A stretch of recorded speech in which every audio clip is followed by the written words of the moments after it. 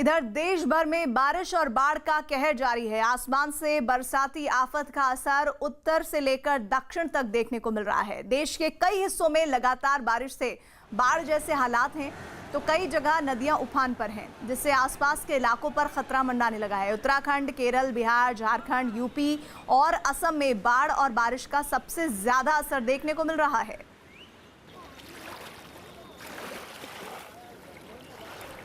देहरादून में भारी बारिश के बीच टपकेश्वर मंदिर के सामने पानी का सैलाब दिखाई दिया। मंदिर से लगी तमसा नदी इस वक्त उफान पर है, जिससे मंदिर पर खतरा बढ़ गया है।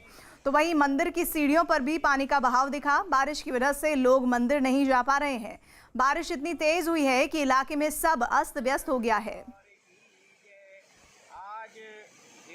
तो देहरादून की तस्वीरें आप देखिए, टपकेश्वर मंदिर पर किस तरह से खतरा मंडरा रहा है। मंदिर से लगी जो नदी है वो उफान पर है और उसके बाद मंदिर में सैलाब सा बह रहा है। सीढ़ियों पर पानी का बहाव है। बारिश की वजह से लोग मंदिर नहीं पहुंच पा रहे हैं। बारिश इतनी तेज है कि सब कुछ अस्त व्यस्त सा हो गया है। उत्तर कन्नड़ जिले में लगातार हो रही बारिश की वजह से कई इलाके पानी में डूब गए हैं। मकानों में कमर तक पानी भरा है। जिधर नजर गई पानी ही दिखा। पानी की वजह से लोग इलाके को छोड़कर जाने को मजबूर हैं। तो किस तरह से पानी परेशानी का सबब बन गया है। कर्नाटक में आप देखिए, उत्तर कन्नड़ जिले में लगातार हो रही बारिश की वजह से कई इलाके पानी में डूबे हैं। मकानों में कमर तक पानी भरा नजर आया है। जिधर नजर गई है पानी ही पानी दिख रहा है।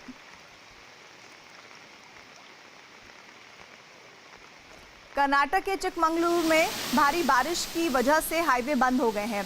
पानी के तेज बहाव की वजह से रोड को कई जगह नुकसान पहुंचा है।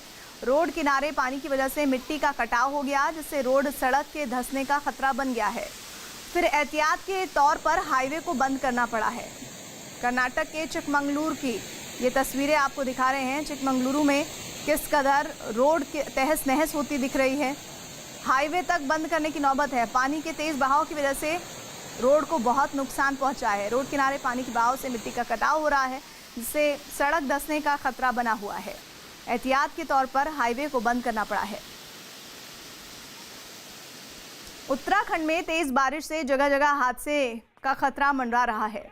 पहाड़ी इलाका होने की वजह से कहीं उफनती नदी से तो कहीं पुल गिरने से लोग जान जोखिम में डालकर आवाजाही करने को मजबूर हैं। 3 तस्वीरें आपको हम दिखा रहे हैं, रामनगर उत्तराखंड की, उत्तरकाशी की, और साथ ही साथ बादल फटने से तबाही मची है रुद्रप्रयाग में।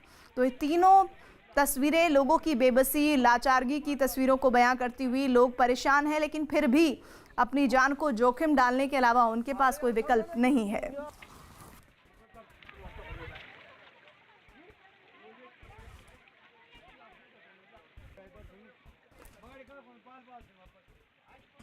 तो उत्तराखंड के अलग अलग हिस्सों की तस्वीरें आप जरूर देख रहे हैं, लेकिन लोगों की मुसीबतें यहाँ एक बराबर ही हैं।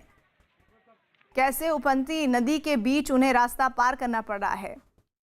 पानी के बहाव में किस तरह से सब कुछ बहता सा ही जा रहा है। बाढ़ और बारिश ने देश के कई हिस्सों में लोगों की मुसीबतें बढ़ाई हैं। सबसे खतरनाक तस्वीर है उत्तराखंड से, जहां उत्तराखंड के रामनगर में भारी बारिश के बाद उफनते नाले में एक बाइक सवार बहने लगा। नाले का पानी एक पुल के ऊपर से बह रहा था कि तभी वहां से एक बाइक सवार ने निकलने की कोशिश की, लेकिन पानी का बहाव इतना तेज था कि वो खुद को संभाल नहीं सका और तेज बहाव में बहने लगा। ऐसे हालात में जरा सी चूक शख्स की जान ले सकती थी। हालांकि वहां मौजूद लोगों ने उसे बचा लिया।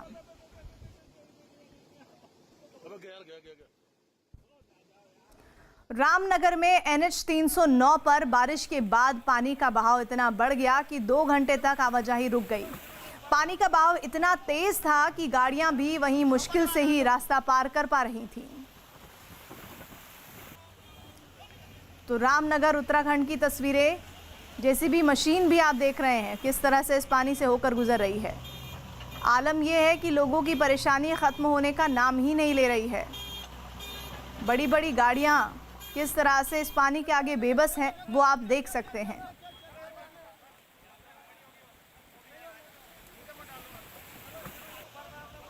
उत्तराखंड के उत्तरकाशी में लोग जान जोखिम में डालकर नदी पार करने को मजबूर हैं।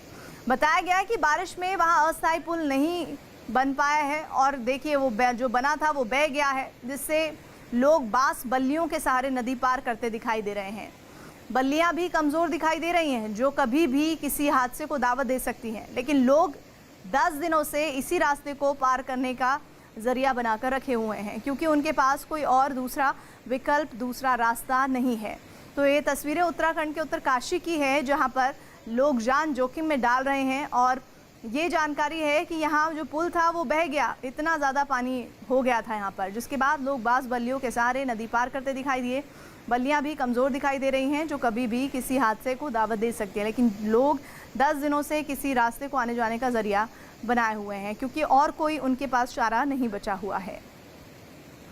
देहरादून में तेज बारिश की वजह से हाईवे पर एक पेड़ गिर गया। राजपुर मसूरी हाईवे पेड़ गिरने से बंद है। बारिश के बीच लोगों को परेशानी का सामना करना पड़ा। इसी तरह बारिश के बीच देहरादून में कई जगह से पेड़ गिरने की घटनाएं सामने आई है। तो राजपुर मसूरी हाईवे की ये तस्वीरें हैं, जो कि पेड़ गिरने से बंद हो गया है। बारिश के बीच लोगों को परेशानी का सामना इस कदर करना पड़ रहा है कि किस तरह एक पेड़ उनके रास्ते को रोक दे रहा है। इसी तरह बारिश के बीच देहरादून में कई जगह से पेड़ गिरने की घटनाएं सामने आई है, जो लोगों की आवाजाही को प्रभावित कर रही है। उत्तराखंड के ऋषिकेश में लगातार हो रही बारिश की वजह से सुसवा नदी उफान पर है। पहाड़ों से नदी में आए सैलाब की वजह से वहां जानवर भी फंस गए हैं। पानी का बहाव इतना तेज था कि जानवरों का उससे निकलना मुश्किल हो गया। बेबस जानवर पानी के सैलाब में खड़े नजर आए।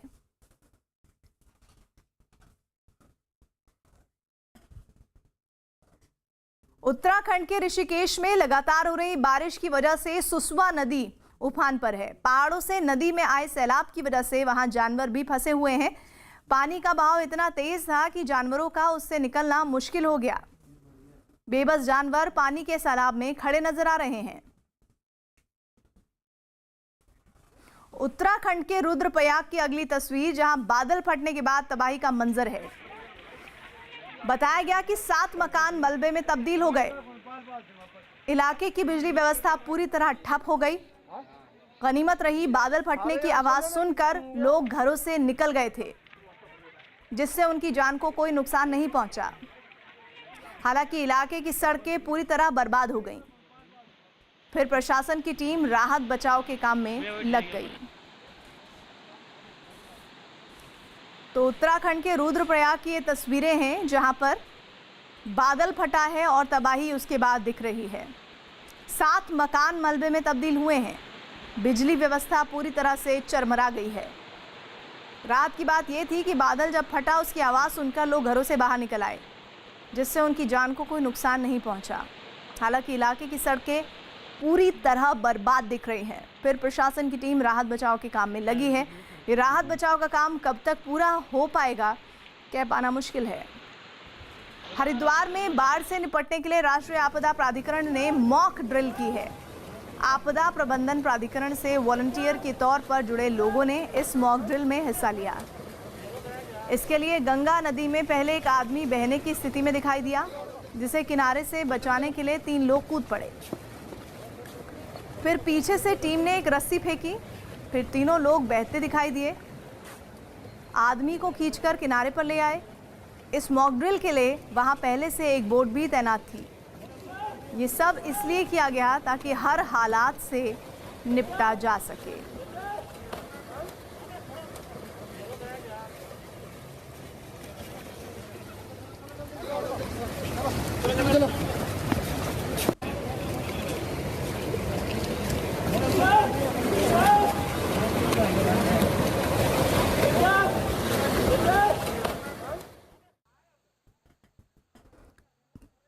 केरल में लगातार मूसलाधार बारिश से बाढ़ के हालात बन गए हैं। केरल के कई हिस्सों में भारी बारिश का कहर जारी है। 2 दिन पहले इडुक्की में जमीन खिसकने से मरने वालों का आंकड़ा 43 पहुंच गया था। इस बीच उधर केरल के अलपुझा में भी हालात बिगड़ते जा रहे हैं। यहाँ के शहर से लेकर आसपास के गाँव तक पानी में डूबे हैं। शहर की सड़कों पर घुटनों तक भरे पानी में लोगों का चलना फिरना दूभर हो गया है। सड़क पर जल भराव की वजह से बीच सड़क गाड़ियाँ खराब होने का सिलसिला भी जारी है, जिसकी वजह से लोगों को मजबूरन सड़क पर नाव का सहारा लेना पड़ा है। नदियों में चलने वाली नाव सड़क पर राहत बचाव के काम में जुटी हैं।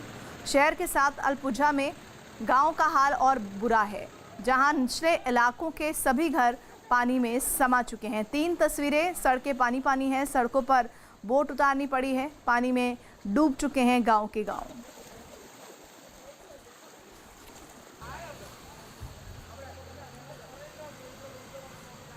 दरभंगा के एक इलाके में बाढ़ का पानी 15 दिनों से भरा है। लोग घरों में पानी के बीच ही गुजर बसर करने को मजबूर हैं।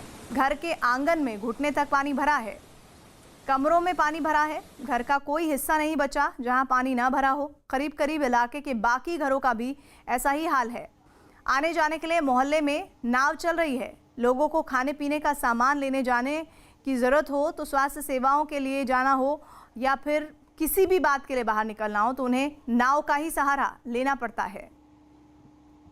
तो बिहार के दरभंगा की ये तस्वीरें, दरभंगा में किस कदर लोगों के घरों में पानी घुस आया है और ये आलम है तब जब लोगों की परेशानी ख़त्म होने का नाम नहीं ले रही। प्रशासन ज़रूर दावे कर रहे हैं लेकिन समस्या 15 दिनों से है। इलाके में पानी भरा हुआ है।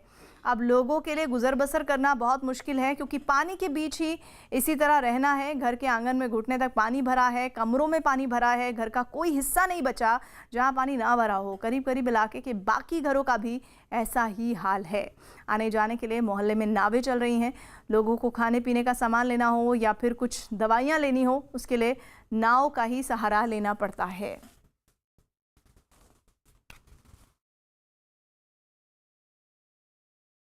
सुविधा क्या है वो देखिए यहाँ कमरे में पानी है, इसमें बेडरूम में पानी है, ये बाथरूम में पानी है, इधर पूरा मेरा हॉल वगैरह सारा जो है पानी है, बाथरूम वगैरह का दिक्कत है।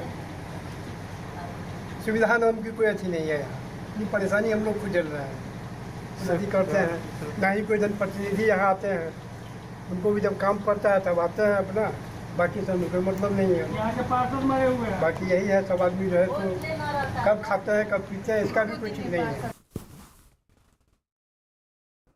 यूपी के देवरिया में कई नदियां उफान पर हैं। बाढ़ का पानी कई गांवों में घुसा है। सरयू और राप्ती नदी के रौद्र रूप की वजह से बरहज तहसील के आधा दर्जन गांव बाढ़ से बुरी तरह प्रभावित हैं।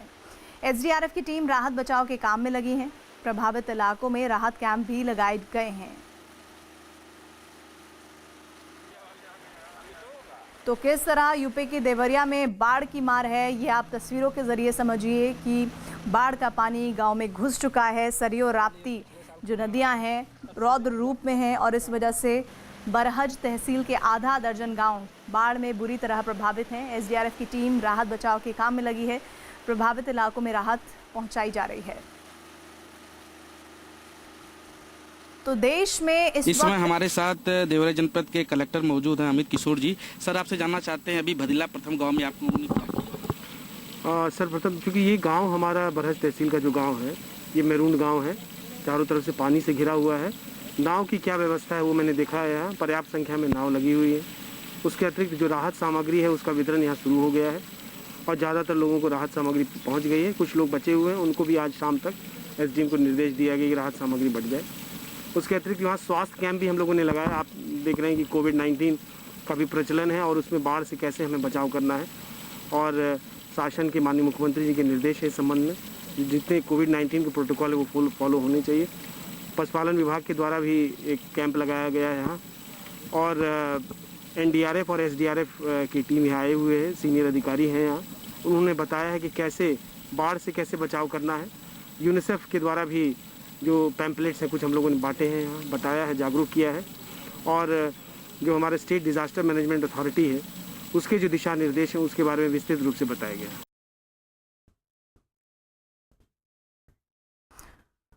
तो तस्वीरें लगातार बता रहे हैं कि देश में इस वक्त जो आधा हिंदुस्तान है वो परेशान है। यूपी के देवरिया की तस्वीरें जहां पे गांव के गांव पानी में डूबे हैं और रेस्क्यू टीम लगातार कोशिशों में है कि किसी तरह लोगों को मदद पहुंचाई जाए। अगर उनके पास खाने पीने का सामान नहीं है तो वो पहुंचाया जाए, नहीं तो स्वास्थ्य सेवाएं भी अब मैसर होना बहुत मुश्किल हो गया है।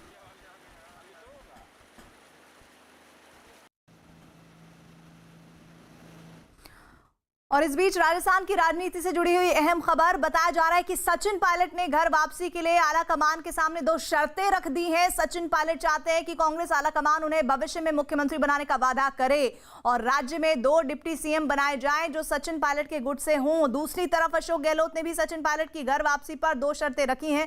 पहली ये कि सचिन पायलट को अब राजस्थान में भेजा जाए और उन्हें दिल्ली में ही रखा जाए, राजस्थान ना भेजा जाए, दिल्ली में रखा जाए। ये अशोक गहलोत खेमे से आवाज आ रही है। और इधर इसके अलावा राजस्थान के प्रदेश अध्यक्ष को बदला नहीं जाए, ये बात कही जा रही है। और इस पूरे मामले पर अब अंतिम जो फैसला है, जो फाइनल डिसीजन है, वो सोनिया गांधी को लेना है। और इससे पहले सचिन पायलट ने राहुल गांधी और प्रियंका गांधी से मुलाकात की थी और इस मुलाकात के बाद प्रियंका और राहुल गांधी ने कांग्रेस अध्यक्ष सोनिया गांधी से मुलाकात की है।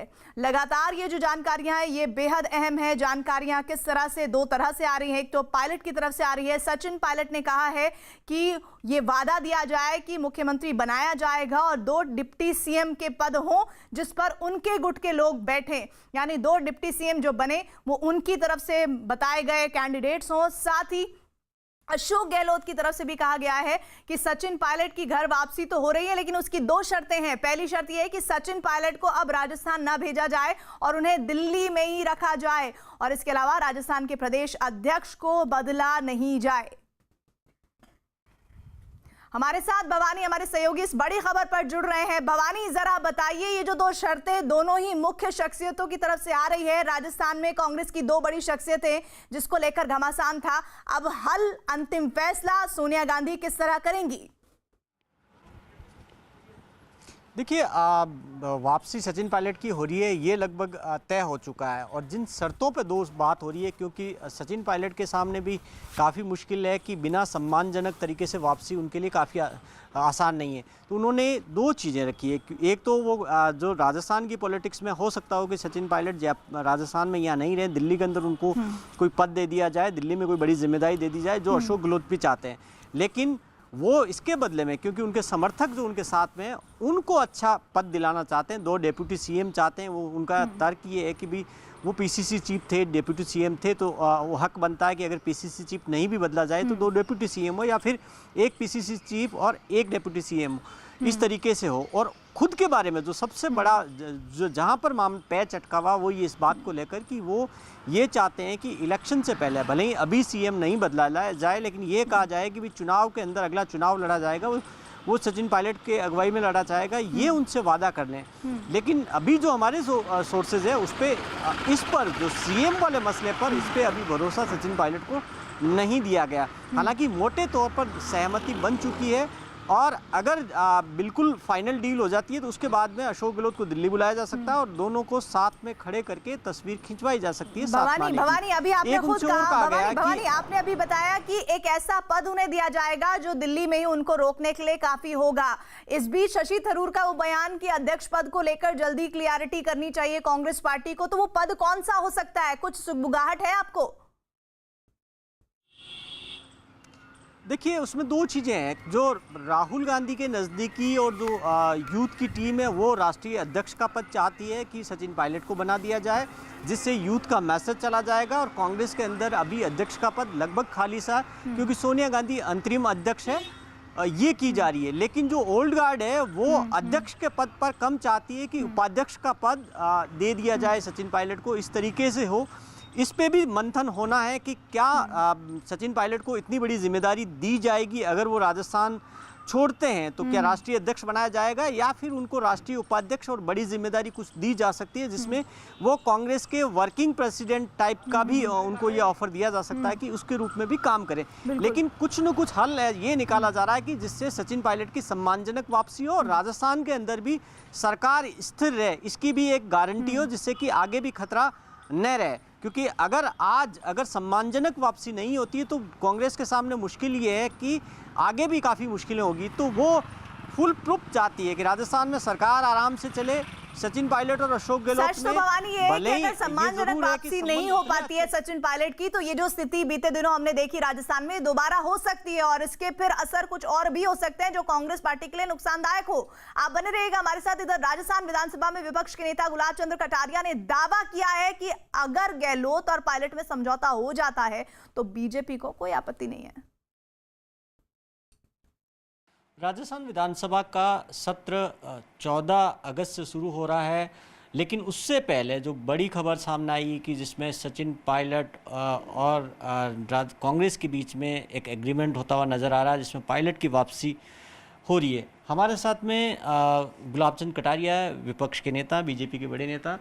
कटारिया साहब, अभी जो जिस तरीके की बात आ रही है सामने कि सचिन पायलट वापस कांग्रेस में आ रहे हैं, तो मैंने तो बहुत प्रारंभ से कहा, ये झगड़ा भी उन दोनों का ही था, दोनों खेमे भी कांग्रेस के ही थे, और उनका अगर पार्टी बैठ करके कोई हल निकालते हैं तो इसमें हमें कोई लेना देना नहीं। हमको न तो उसकी पार्टी है, न हमको कोई हिस्सेदार है। अब वो उनकी पार्टी में क्या निर्णय करते हैं, जैसा उनको ठीक लगे करे। तो मैं तो प्रारंभ से ही उनको कहा था कि भाई ये तुम्हारा झगड़ा आपस का झगड़ा है, दो खेमे तुम आपस में बटे हुए हो, हमें ज़बरदस्ती काय को रगड़ने का काम कर रहे हो।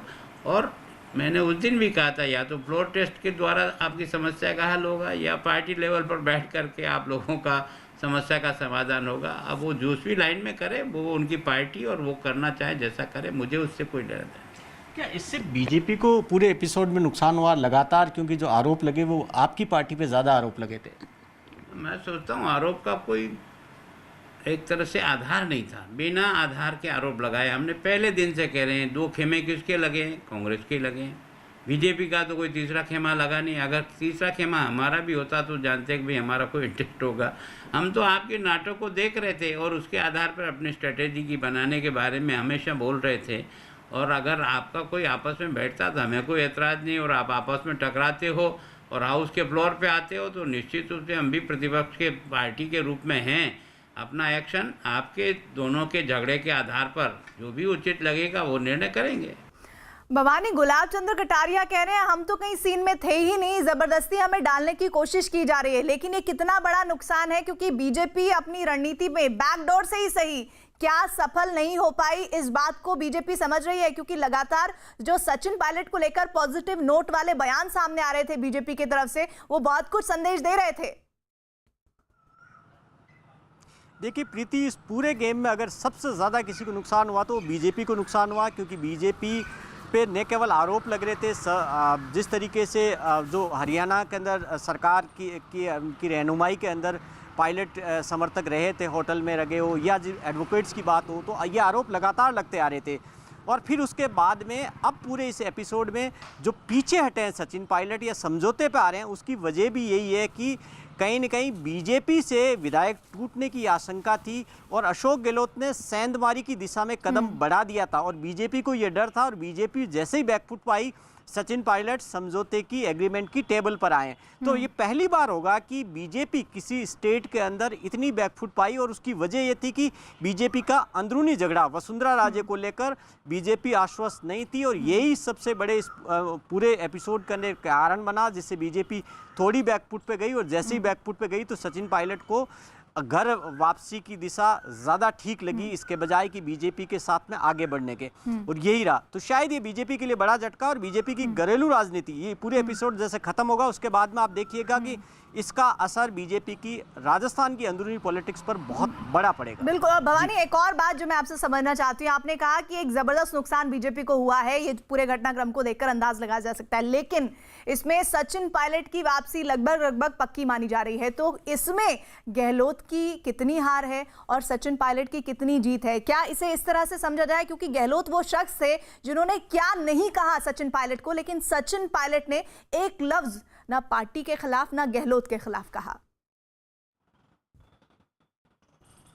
देखिए, अगर बड़े रूप में देखा जाए तो न हार ने जीत दोनों के सामने एक समझौते वाली स्थिति है, लेकिन इसमें थोड़े से अशोक गहलोत भारी रहेंगे, क्योंकि भारी इन द सेंस कि सचिन पायलट ने मुख्यमंत्री बदलने की मांग की थी। अगर अशोक गहलोत नहीं बदले जाते हैं, उनकी जगह कोई तीसरा भी नहीं बनता है, सचिन पायलट तो छोड़िए, तो ये अशोक गहलोत अपनी जीत मानेंगे। दूसरा ये है कि कहीं न कहीं अशोक गहलोत को ये लगता है कि सरकार जो उनकी कोशिश थी बचाने की, जो गिरने के चांसेस थे, उसको उन्होंने बचा लिया, ये राहत की बात है। लेकिन इसके अलावा जो उनको नुकसान है वो इस बात का है कि वो जिस तरीके से जो भाषा, जिस लेवल पे सचिन पायलट के खिलाफ चले गए थे, वापसी का सारे रास्ते बंद करने की कोशिश की, फाइनली उनको समझौते की टेबल पर अशोक गहलोत को भी आना पड़ रहा है। और अब न केवल आना पड़ रहा है, सचिन पायलट की उस टीम को, उनके लोगों को एडजस्ट भी करना पड़ेगा और सचिन पायलट के भी एक कॉम्प्रोमाइज फॉर्मूले के अंदर, भले ही सचिन पायलट दिल्ली में रहे लेकिन राजस्थान में एक कॉम्प्रोमाइज फॉर्मूला होगा जिसमें सचिन पायलट के लोग। तो कुल मिलाकर राजस्थान में कांग्रेस इकाई के लिए आज का दिन कुछ अच्छी खबर लेकर आ रहा है। सचिन पायलट की वापसी के साथ लगातार बने रहिएगा। अपडेट के लिए भवानी आपके पास आते रहेंगे।